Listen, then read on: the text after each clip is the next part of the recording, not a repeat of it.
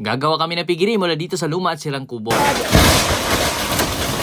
Meron pang medyo matibay na materyales sa makuha namin dito. Gagamitin natin ito sa paggawa ng bahay ng mga baboy na free range. Samahan nyo ako sa kwento ng pagbuo namin ito. Nung una ngayon hinayang ako sa lugar na ito, napakalawak din kasi ng damo. At paborito kasi ng mga baboy ang gumala sa mga ganitong lugar. Tamang-tama dito sa nabili namin lote ay meron pang malawak na espasyo. At dito ko nga ipipwesto ang mga free range kong baboy. Dahil kapo sa gagamitin nating materyales ay tama-tama. May natutumbang kamalig dito. Lumang kubo sa tabi ng palayan na sakop din ng lupang hinuhulugan naman natin. Medyo matibay pa yung ibang materyales nito kahit ito yung ginagamit namin. Sa kasalukuyan kasi habang mag-umpisa pa lamang tayo, aralin pa lamang natin yung environment sa lugar na paglalagyan natin ng mga alaga. Free range ang plano pag-alaga natin, kahit siguraduhin din natin na hindi alingasaw ang amoy ng madumi ng mga alaga nating baboy. Sa ganitong paraan ay mabilis din kasi natutuyo ang madumi ng mga baboy. Kakagalaw sila maluwag sa preskong paligid, kumakain ng mga damo, nagbubungkal ng lupa, kumakain ng mga insekto. At madalas nga kapag tag-ulan, doon sa lupa ay natural ang kanilang nililiguan. At ang pagkain naman natin sa kanila ay mga natural na pagkain na may halong darak at feeds. At doon nga sa pwesto na pinaglalagyan natin sa kanilang bahayan ay mababa pa yung gastos sa pag-uumpisa. Bilang paghanda nga rin sa paggawa namin ng bahay ng free range na baboy, nang mayakit namin yung mga kahoy na gamitin namin ay nilinis ko muna itong pabangin na banda para madali nating mahila yung mga kahoy paakyat. Napakaganda actually ng view dito at inakyat ko na nga rin itong puno ng mangga para dito nga isabit natin itong pulley na siya pagsasabitan natin itong lubid para mas magaan natin mahihila yung kahoy na mula sa baba. Hindi naman lahat ng kahoy na inakyat natin dahil magtatayo din kasi tayo ng bahay ng mga itik dyan sa baba. Dahil yan ay palayan, maraming kuhol, suso at marami din mga damo. May mga gabi, azola, kangkong at marami pang iba. Plano ko nga naman dyan sa baba ay maglalatag ako dyan ng net para doon sa mga itik. Kapag napisa naman yung 300 na itlog ng itik na kasalukuyan naming ini-incubate. Nasa low budget kasi tayo ngayon lalo na nagbabayad tayo nitong lote na hulugan. Kaya't malaki-laki at mahaba-habang utang pa itong ating babayaran. Kaya't kailangan nating kumayod at maghanap pa ng maraming kabuhayan. Ang sa darating na panahon ay may opsyon tayo. Kung may problema man yung isa ay meron pa tayong ibang mapagkukuhanan. Natapos ko na rin mailagay yung puli at lubid. Medyo tinaasan ko para hindi mabigat ilahin kasi na-try ko dati.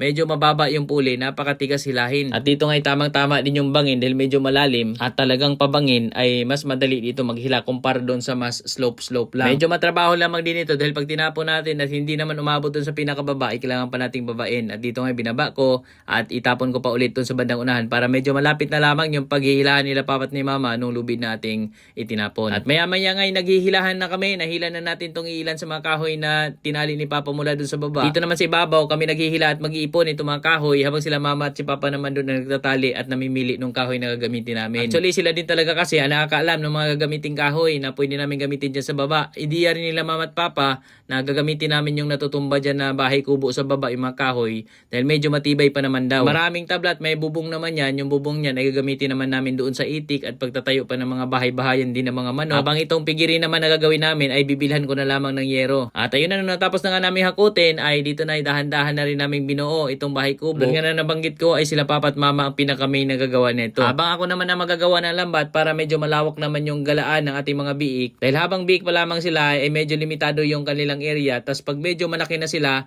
ay saka naman namin pakakawalan yung mga baboy na doon sa medyo mas malawak na para hindi na sila makalusot doon sa mga hagwers na inilagay natin. Dito kasi sa lagay natin ng biik, interlink yung gagamitin ko dito na lambat dahil medyo maliliit ang mga mata ng interlink at hindi sila makakalusot. Dati na nga rin na may bahay na nakatayo dito kahit may flooring na rin na sementado. Dito ko na pinwesto yung magiging tulugan ng mga baboy para hindi na kami magsisemento. Meron lang silang silong na papupuntahan na labas nitong semento para doon sila dudumi. At titingnan natin kung dudumi man sila dito sa may semento, ilalagyan ko rin ito ng ipa. Ito nga rin parte na ito yung tinamnan ko dati ng kasaba at meron nga masasakop dito ng pigiri na may kasaba din. Yung mga baboy naman natin ay mahilig din kumain ng mga kasaba yan dahil yung mga beek natin ay galing din sa free range. At ilalagay natin sila dito na may bahayan at may free range area din. Kaya pagdating sa ganong klaseng paraan ay sanay na sanay sila dahil nga yung mga inahin ng mga baboy natin ay free range tas yung mga beek nila ay naka free range. So hindi sila maninibago na sila ay nakalapag sa lupa, sa semento. Ang pinakamahalaga lamang din kasi lalo na sa mga beek ay dapat meron silang natutulugan o nahihigaan na tuyo. Dahil nasubukan ko nga noon nung excited ako masyado nung nagpapalaki kami ng mga beek para gawing pang fattening, pang lechonin,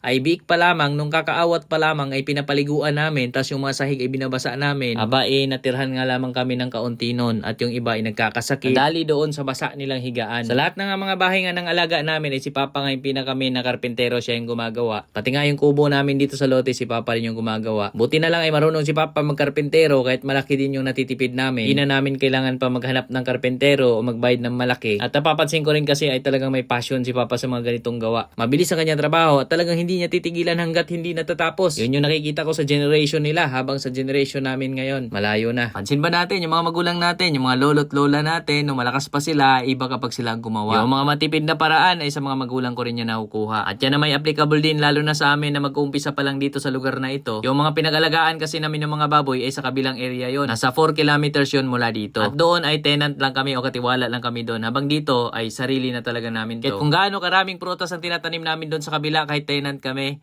lalo pa dito na sarili na, mas maraming prutas ang tinatanim natin dito. At ang katuwang ko nga dito ay sila Papa, sila Mama at yung misis ko taga video. At mula nung nag-alaga kami, maraming nabubuong mga housing ng mga alaga dahil nga si Papa ay ganito rin talaga ang kanyang hilig. At sa ngayon nga, mas maganda na dahil meron na tayong nagagamit din ng mga kagamitan. Yung mga na-order natin online na siyang nagagamit natin dito para mapabilis yung trabaho. Katulad nitong ginagamit ni Papa na panlagari at marami pang iba. At tamang-tama nga rin to pag-alaga namin ng baboy ngayon. Wala pa masyadong nakatira dito kasi bago pa lamang itong mga binibenta. Actually, niloti-loti kasi ito, nasa 4 hectares total itong buong area, tapos binibenta ng per lote. Sa akin dito, yung part na to, ang nabili ko is 2,000 square meters. Habang sa may kabilang banda naman, dyan sa may tawid ng kalsada, dyan sa may mangga, dyan tayo naghihila kanina ng mga kahoy. Yan naman yung 1.7 hectares na hinuhulugan namin. Gumagamit ka pala namin mga materials dito, yung iba ay nakukuha naman natin dito sa lote. Dahil meron dito mga pampanggatong, ay ginagamit din natin yan bilang poste para sa ating magiging lambat. Dito banda yung pinakapintuan, ito nilagyan natin ng 2 poste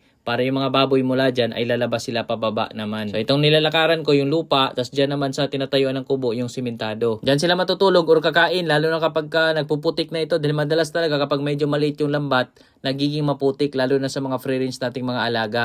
Kaya nga ang plano natin, pag medyo malaki na sila, so papakawalan na natin sila dyan sa may pababang parte. Dahil kapag malawak naman yung free range area nila, ay hindi nila kayang putikin yung buong area. At maganda namang benepisyo nun, yung mga damo na nandito ay malilinis nila at yung lupa naman ay magagawa nilang buhaghag. Yung mga baboy natin ay mahilig yan magbungkal ng lupa, kumakain ng mga damo, kumakain din yan ng mga insekto mula sa lupa. At kahit nga mga halaman na may laman lupa, kahit itong nasasakop na kasaba, ay sigurado kakainin nila yung mga laman nito. At dyan nga sa may harap nitong ating bahay ng mga baboy, nandyan naman yung kubo namin, nandyan din yung ating lagayan ng mga feeds kung sakali. Dahil may simentado rin dyan na landahan na siyang ginagawa natin ngayon na storage area. At meron na rin tayong source ng tubig dito. Ginagamitan ko ng submersible water pump mula doon sa baba, doon sa pinaghilahan natin kanina ng kahoy, doon kasi merong bukal. Kahit sa tubig ay wala tayong problema at meron na rin kuryente yung ating kubo, pinakabitan na rin natin yan. At meron din tayong mga solar lights at dito ngayon lalagyan din natin. Maging CCTV ay meron din ito. At kahit nasa bahay nga ako ay nasisilip ko rin yung area para may record din tayo at masecure din natin yung area na kahit anumang mangyari ay meron tayong ebidensya. At habang binubuo pa nga itong bahay nating baboy, binibiro nga namin sila Papa at Mama ay para tayo magtitinda ng lugaw. At narealize ko nga ay pwede rin pala tayo magnegosyo ng lugaw at gagawa na lamang si Papa ng ganito. O ang ganda na ng pwesto. Habang ginagawa pa nga lamang ito dahil majority sa mga materials ay galing lamang dito ay halos wala pa kaming gastos. Ang nagastos ko lamang dito ay pako. Madadagdagan lang yung gastos natin pagdating doon sa yero at mga panglambat dito. Kung tutuusin ay pwede nga rin gumamit ng mga dahon ng niyog. Gagawin natin parang nipa na pangbubong at yung lambat naman ay pwede rin gamitan ng kawayan. Kaya lang medyo malayo yung kuhanan ng kawayan dito. Kaya sa akin, imbis na magbabayad pa ako na maghahakot ng kawayan ay maigi ng bilhan ko na lamang ito ng cyclone wire or yung interlink. Pagdating naman sa baboy na ilalagay namin dito ay hindi na tayo bibili. Dahil may sarili na rin tayong mga inahin na may mga anak at inaantay na lamang nating maawat yun tsaka natin ilagay dito. At dito nga ay para malagyan na ng bubong ay bumili na rin ako ng bubong. Medyo mahaba na yung binili ko. Actually, ang kailangan lamang sana is nasa 10 feet pero 12 feet na yung binili ko para mas mahaba. Bali nang sobra-sobra yung magiging bubong niya para mas malawak rin yung masisilungan ng mga baboy. Pinakamanipis na yero lamang itong binili ko at ang halaga nito dito sa amin ay 225